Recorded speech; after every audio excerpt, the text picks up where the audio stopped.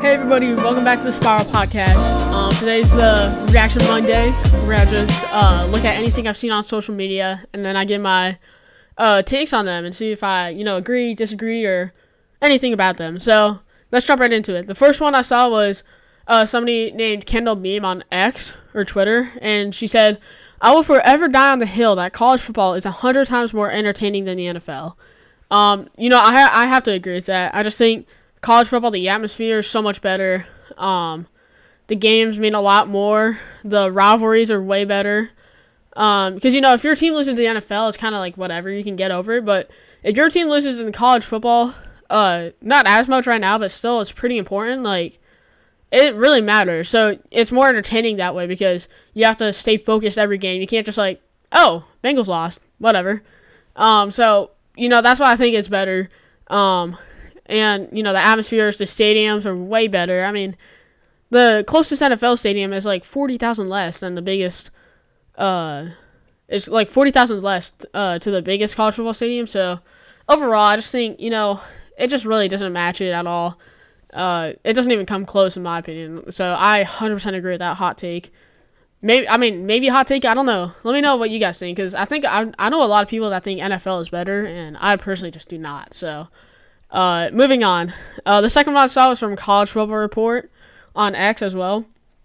And they were saying Northern Illinois, they're talking about Northern Illinois, how they beat Notre Dame. And they're saying, it's the biggest upset we've seen in years.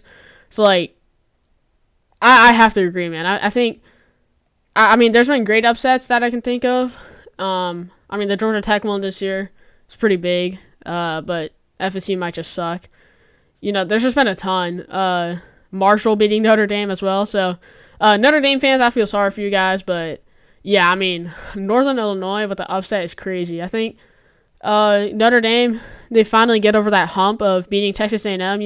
All offseason they're fucking Texas A&M, Texas A&M. And they're they finally get there. And they're like, let's go, we beat them, now what? And they just kind of chill. They don't really have that same energy towards Northern Illinois. So I think because of that, they just didn't come out as good. And I just think, Riley Leonard, he might not be as good as we thought.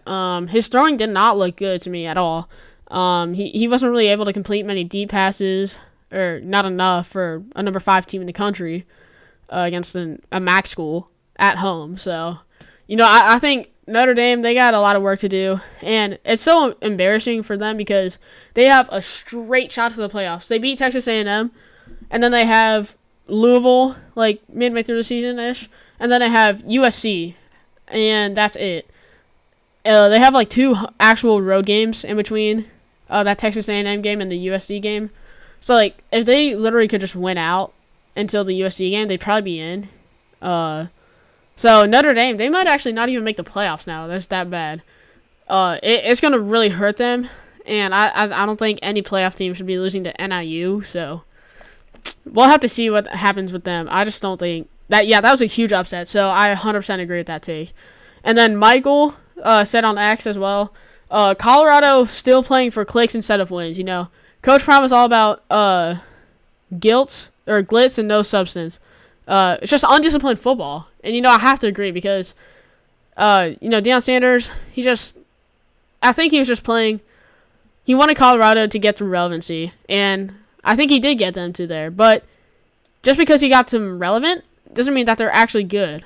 And without Shedeur Sanders and Travis Hunter, their team sucks. What do they have? Besides Travis Hunter, name me one good wide receiver. Name me one good offensive lineman. Name me one good DB. Name me one good safety. You can't because they suck. They all suck. And that's not trying to put Colorado down, but they've never been good. Just because they got 2 good players and a well-known person as their head coach doesn't mean they're good. Yes, they might have got some recruiting, but they aren't even using them because I think Coach Prime just wants to only use his 2 favorite people on the team. And that means that none of the players are getting developed, really.